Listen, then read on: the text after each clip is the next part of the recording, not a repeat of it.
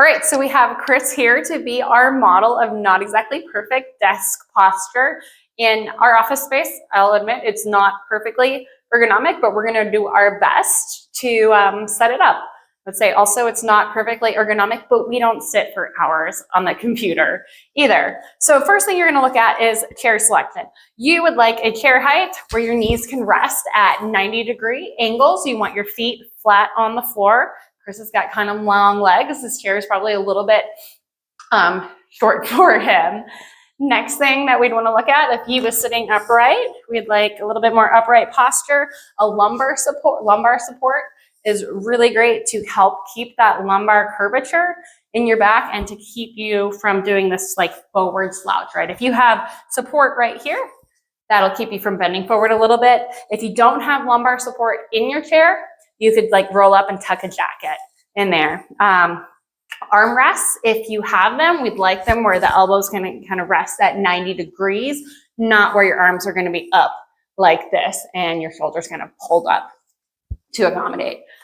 Okay, so now let's look at monitor height. So when our monitor is down, we tend to have our head kind of forward and the weight of our head, which is 10 to 12 pounds when it's up here on our spine. Now, if you think about our head being more of a lever, and the weight's farther out on that lever, we have all of the weight of the head. By the time you get to 30 degrees, your head is about 30 pounds of pressure weighing on upper traps, levator, scap muscle. That's why you end up with these lovely knots at the end of the day, because these muscles are trying to hold your head on your spine when you're supposed to have your deep spinal muscles doing that and your head balanced on your spine. So getting the monitor up to an appropriate level. So let's say with my laptop, the screen and keyboard attached. So if you have a laptop, highly recommend getting a detachable keyboard to go with it. So we would like the top of the monitor to be about level with his eyes. Okay, I'm gonna move this up just a little bit more for you.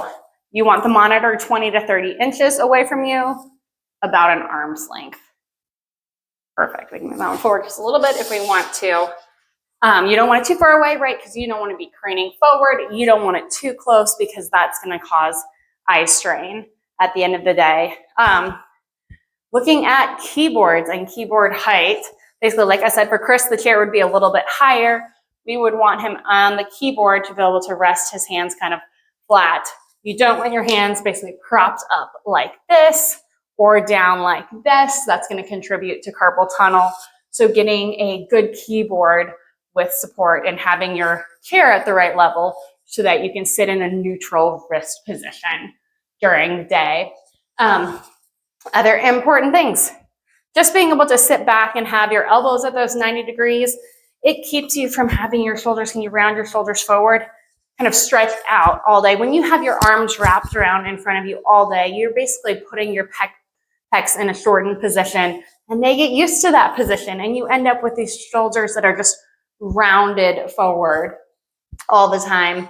What that does is it just puts a lot of strain on these back muscles. They're basically pulled taut across there. They're lengthened, they're stretched. They end up feeling really tight, but it's more like they're overstretched horizontally as your shoulder blades are pulled around as you move your arms forward, and typically overstretched vertically as well because you're slumped forward. So basically this area is just, it's getting yanked out in all directions. It ends up being one of the most common complaints we see is just tightness, pain, trigger points through here. The other important part about posture is getting your head stacked up on your spine. Like I mentioned, when your head is forward, here we go, let's go back here. These muscles are lengthened, the weight of your head is hanging out on your upper traps, levator, scapula all day.